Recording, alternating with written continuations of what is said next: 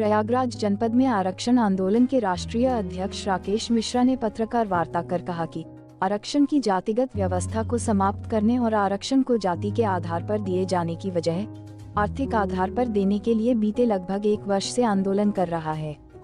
वहीं इस संदर्भ में कुछ माह पूर्व मोर्चा के पदाधिकारियों द्वारा प्रयागराज में पत्रकार वार्ता करके सरकार से यह मांग की गई थी कि आरक्षण की वर्तमान व्यवस्था को बदला जाए। राष्ट्रीय अध्यक्ष राकेश मिश्रा का कहना है कि जाति के आधार पर आरक्षण दिए जाने से आरक्षण की मूल मंशा पूरी नहीं हो रही है। आरक्षण हर गरीब व्यक्ति को मिलना चाहिए, चाहे वह किसी भी जाति धर्म से ताल्लुक रखता हो। वहीं राकेश मिश्रा ने कहा है कि इसके लिए आरक्षण आर्थिक आधार पर दिया जाना चाहिए। ऐसा करने से आरक्षण का उद्देश्य पूरा होगा और गरीबों का उत्थान भी हो सकेगा। सरकार द्वारा मोर्चे की मांग पर कोई सार्थक विचार अब तक नहीं किया गया है। राष्ट्रीय अध्यक्ष राकेश मिश्रा ने कहा कि इस कारण यह निर्णय लिया गया है कि मोर्चे के लोग पहले क्रमिक अनशन करेंगे, फिर इस पर भी यदि कोई संज्ञान नहीं लिया गया तो मोर्चा के पदाधिकारी आमरण अनशन और भूख हड़ताल पर बैठेंगे। विजेंद्र कुमार की रिपोर्ट।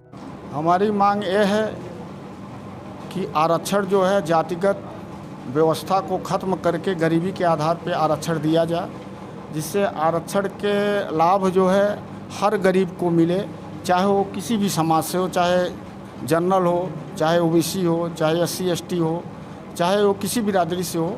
आरक्षण का लाभ उनको मिलना चाहिए गरीबी के आधार पर। जातिगत आरक्षण की व्यवस्था जो है समाप्त कर दिया जाए।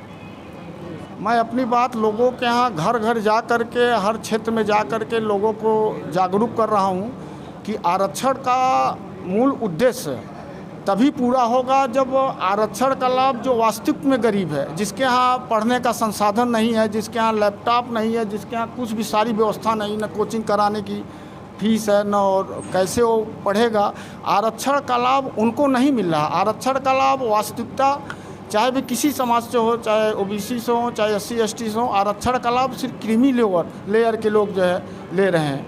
आरक्षण का लाभ IAS के IAS को क्या ज़रूरत है आरक्षण के लिए? आरक्षण का लाभ जो है सिर्फ गरीबी के आधार पर किया जाए, जिसमें हमारे हर समाज के हर गरीब हैं। इतनी स्थितियां बिगड़ चुकी हैं कि आरक्षण जो है आर्थिक आधार पर कर दिया जाए, गरीबी के आधार पर कर दिया, तभी आरक्षण का मूल उद्देश्य पूरा होगा, तभी बाबा साहब का मूल उद्देश्य पूरा होगा। अभी मैं पिछले 1 वर्ष से आंदोलन कर रहा हूँ।